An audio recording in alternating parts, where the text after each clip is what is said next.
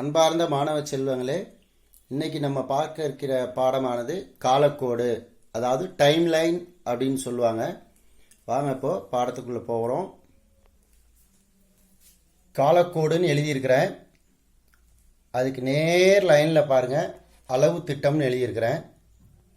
இந்த காலக்கோடுக்கு கீழே பாருங்க 1900 ஆண்டுகள் முதல் 1920 ஆண்டு வரை அப்படின்னு பொருள் கொள்ளணும்.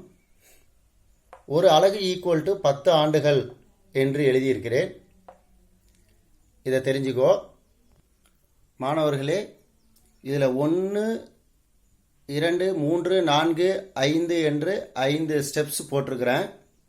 முதல்ல நீங்கள் அந்த ஸ்கேல் போடுறதுக்கு முன்னாடி நம்ம என்ன செய்கிறோம், இந்த ஸ்டெப் 1ல் சொல்லி இருக்கிறது மாதிரி நீ முழு அடி ஸ்கேல் வச்சுருந்தாலும் சரி, அரை அடி ஸ்கேல் வச்சுருந்தாலும் சரி, ஒரு 10லேருந்து 12 சென்டிமீட்டர் அளவு வர்ற மாதிரி ஸ்கேலை எடுத்து வச்சு ஒரு அவுட்லைன் வரைஞ்சிக்கிற ஃபஸ்ட்டு பாக்ஸ் அது. தென் ரெண்டாவது ஸ்டெப்பை பாருங்கள். அந்த ஒரு அவுட்லைன் எடுத்து வச்ச இல்லையா, அதை சரி பாதியாக ஃபுல்லாக அந்த கோடை போட்டு இணைக்கிற. அடுத்தது பாரு, மூணாவது ஸ்டெப்பு என்ன செஞ்சுருக்கோம், அந்த அவுட்லைன் சரி பாதியாக பிரிச்சிருக்கிற. மீதி இருக்கிற 2 பாதியும் என்ன பண்ணியிருக்கிறேன் பாரு, இதில் ஒரு பாதி கோடு, இதில் ஒரு பாதி கோடாக போட்டிருக்கிறேன். ஆக இந்த 2 ஆஃபையும் ஒரு ஆஃப் நெக்ஸ்ட் ஒரு ஆஃப் அப்படின்னு பிரிச்சிருக்கிறோம். ஃபோர்த்து ஸ்டெப் பாருங்களேன். இடம் இல்லாதனால சின்னதாக போட்டு காமிச்சிருக்கிறேன். இந்த ஒரே ஒரு 10 கோடுகள் உண்டான ஒரு ஸ்ட்ரக்சர் எடுத்துருக்குறோம். இந்த அரை கோடோடு முடிச்சிருக்கிறோம் இல்லையா. இதில் பாருங்கள், ஒரு கோடு, 2, 3, 4 கோடுகள் கொஞ்சம் அளவு சின்னதாக போட்டிருக்கிறோம். அடுத்தது பாரு, 1, 2, 3, 4. ஓகே, ஸ்டெப் 5க்கு வர்றோம். கவனி, இது ஃபுல் ஸ்கேலு. 1, 2, 3, 4, 5, 6, 7, 8, 9, 10. பாருங்க, 1, 2, 3, 4, 5, 6, 7, 8, 9, 10. அப்போது இந்த 10 வரையிலும் உள்ள, இப்போ உனக்கு இந்த அளவு திட்டம் என்னன்றது தெரியுதா? ஒரு அலகு ஈக்குவல் டு, அங்கே எத்தனை கோடுகள் பார்த்தோம், 10 கோடுகள் பார்த்தோம். அப்போ ஒரு கோடு குறிக்கிறது ஒரு ஆண்டுகளை. ஆக 10 ஆண்டுகள்.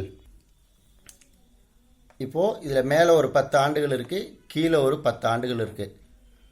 முதல்ல நீங்கள் இது போல் ஸ்கேலை ஃப்ரேம் பண்ணிக்கணும்.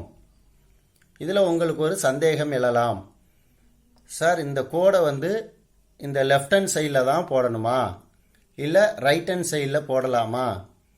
எப்படி வேணாலும் நீ மேக்கப் பண்ணிக்கலாம், தவறு கிடையாது. பழைய பேட்டர்ன் படி லெஃப்ட்டில் ஆரம்பித்து ரைட் சைடில் நம்ம எழுதுறது தான் பேட்டர்னாக இருந்தது. பட் இப்போ உள்ள பாடப்புத்தகத்தில் இதே உல்ட்டா இங்கேருந்து கோடு போடப்பட்டிருக்கும். உங்களுக்கு எது வசதியோ நீ அதை மேற்கொள்ளலாம். கவனிங்க, முதல்ல என்ன வினா எண் கொடுத்துருக்காங்களோ காலக்கோட்டுக்கு அதை மெயினாக எழுதணும். சென்டம் எடுக்கக்கூடிய மாணவர்கள் கூட தவறு செய்கிறது, இந்த வினா எண்ணை எழுதவே மாட்டாங்க. ஸோ ஃபஸ்ட்டு உனக்கு வினாத்தாளில் என்ன வினா எண் காலக்கோட்டிற்கு கொடுக்கப்பட்டிருக்கிறதோ அந்த வினா எண்ணை எழுதுகிற, காலக்கோடு எழுதுகிற, நேர் லைனில் அளவு திட்டம்னு எழுதுகிற, என்ன உனக்கு வினாத்தாளில் கொடுக்கப்பட்டிருக்கிறோ அந்த ஆண்டுகளை எழுதணும். இது நான் உனக்கு உதாரணத்திற்காக எழுதியிருக்கிறேன். ஒரு அலகு ஈக்குவல் டு 10 ஆண்டுகள்.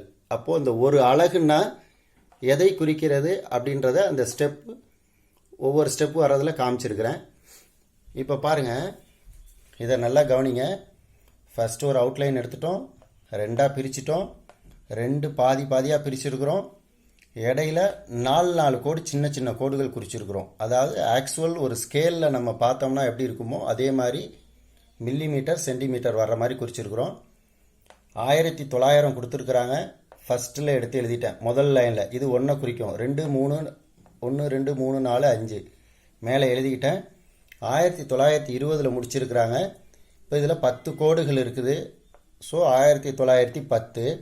இதிலேருந்து அடுத்த 10 கோடுகளை கூட்டினோம்னா 1920. இப்போ பாருங்கள் என்ன செய்திருக்கிறேன்னு பாருங்கள். இனிமேல் தான் உங்களுக்கு நீங்கள் படிச்சிருக்கிறதோட வேலையை ஒர்க் அவுட் பண்ண போகிறேன். 5வது கோட்டில் பாருங்கள், 1905க்கு நேராக வங்கப் பிரிவினை அப்படின்னு எழுதியிருக்கேன். 1906 சுதேசி நீராவி கப்பல் நிறுவனம் தொடங்கப்பட்டது. 1916 தன்னாட்சி இயக்கம். 1919 ரவுலட் சட்டம். 1920 ஒத்துழையாமை இயக்கம். மாணவர்களே, உனக்கு ஆண்டை நீ படிச்சிருக்கிற, நிகழ்வையும் படிச்சிருக்கிற, எழுதுகிற பேட்டனை மட்டும் கொஞ்சம் நல்லா தெரிஞ்சுக்கோங்க. இந்த ஆரோவை இந்த ஸ்கேலை ஒட்டியே நிப்பாட்டிக்கிற. நான் எழுதியிருக்கிறத பாருங்கள், இந்த ஆரோ எல்லாம் ஒரே நேர்கோட்டில் வர்ற மாதிரி கிட்டத்தட்ட இருக்கணும். இந்த ஆண்டுகளும் ஒரே நேர் லைனில் இருக்க மாதிரி பார்த்துக்கோ. இந்த ஹைஃபன் ஒரே நேர் லைனில் வர்ற மாதிரி போட்டுக்கோ.